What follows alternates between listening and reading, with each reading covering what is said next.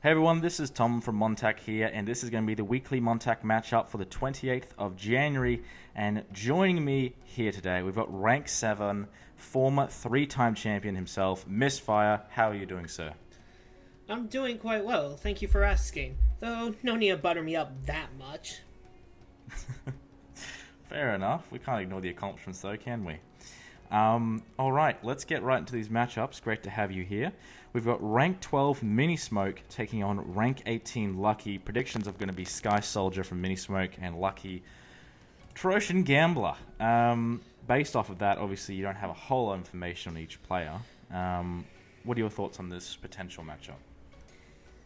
I will say that based on the decks in question, I have the feeling that maybe Mini Smoke could run with it if he uses the Sky Warfares properly.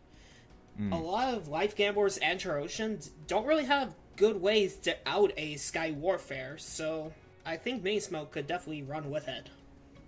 Yeah, fair enough. It's definitely going to be a bit of a make or break matchup for Lucky, obviously, if they're going to get anywhere near the top 8, and they need to start winning here and now. So it's very interesting to see how this is going to go. Obviously, it is outside top 5, so draws will be allowed. But yeah, I'm definitely really keen for that. Let's get into the next one. Lucky comes in for their second matchup, taking on former champion Doozy. Obviously, Doozy rank 10, Lucky rank 18. If Lucky can get through Mini Smoke, it instantly makes this match even more exciting. Obviously, Doozy could be using Tactician to Lucky's Trojan Gambler. Based on your experience with Doozy, someone who does put a lot of attention to health, and Lucky, who does sometimes suffer to health. What are your thoughts on this matchup? Health were the only times I lost to Doozy, Mm-hmm. so that is a very interesting question.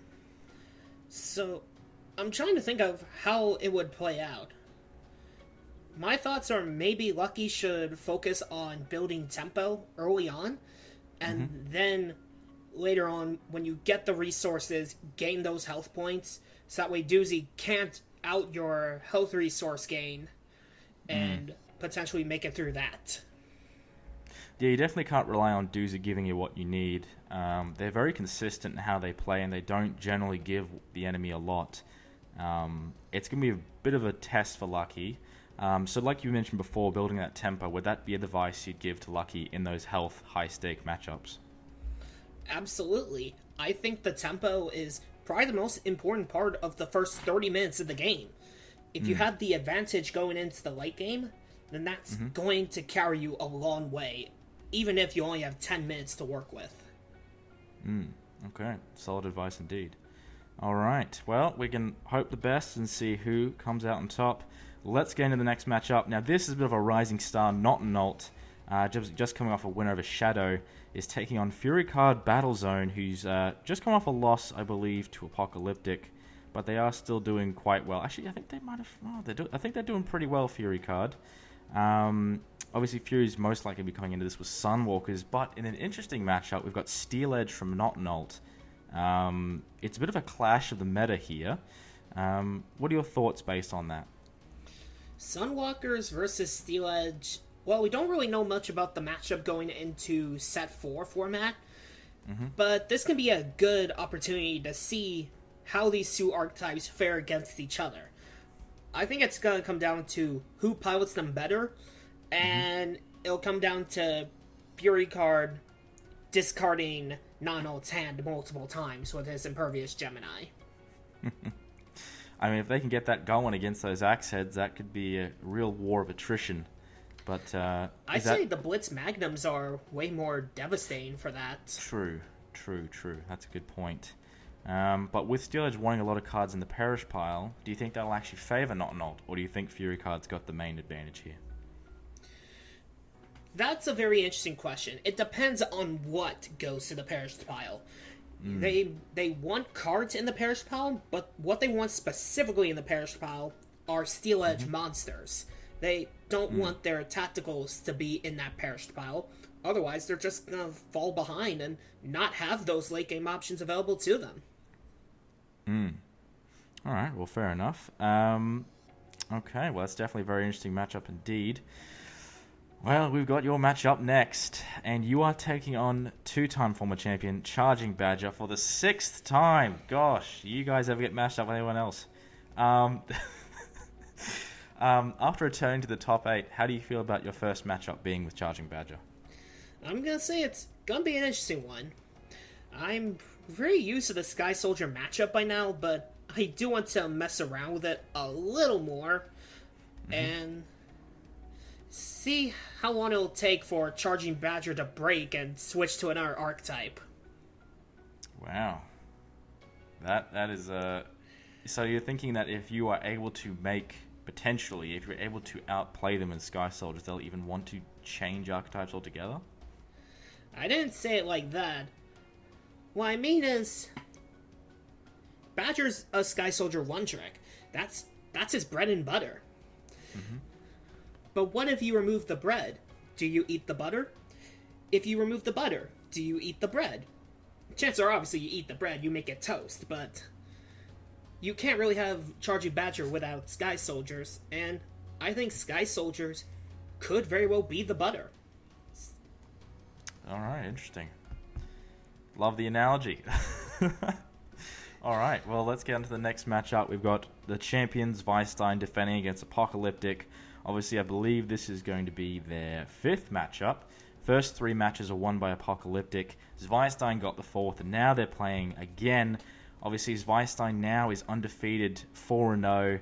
Apocalyptic have a couple setbacks, but they just recently, last week, got an OTK over your next opponent on their 5th turn with the new Starlit deck.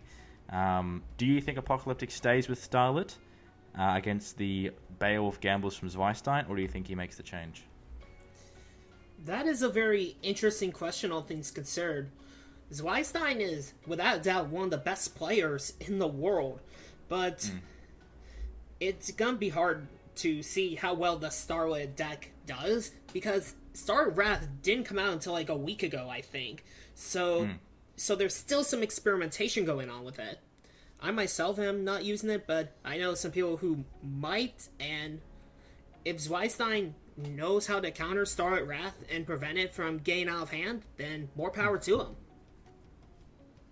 Okay, so does that sound like you would be picking Weisstein in this matchup? I'd probably say, based on how Zwei's deck is, I'm gonna be hard pressed to say either one, really. Zwei has a bunch of resources that he can use to either last multiple attacks from Starlit Wrath, or if he ends up falling, then that's really going to give Apocalyptic an open door to get a good win in. It would be pretty quick. You start Wrath, you either lose faster, you win faster, so it's a short, interesting matchup. With Zwei's recent success and the always present talks about who is the best, what do you believe a player must accomplish before they can be named in the greatest of all time conversation? Honestly, the greatest of all time thing is subjective.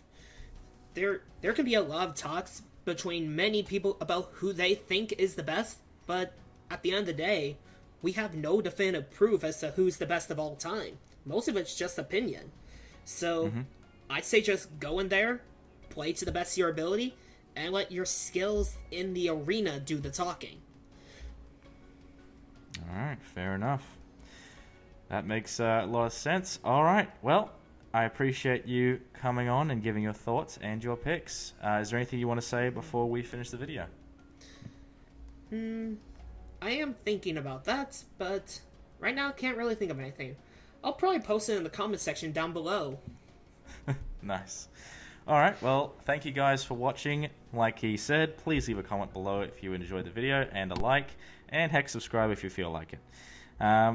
This has been the weekly MonTac matchup for the 20th of January, and this has been Tom, and that was Mystfire. Have a great day.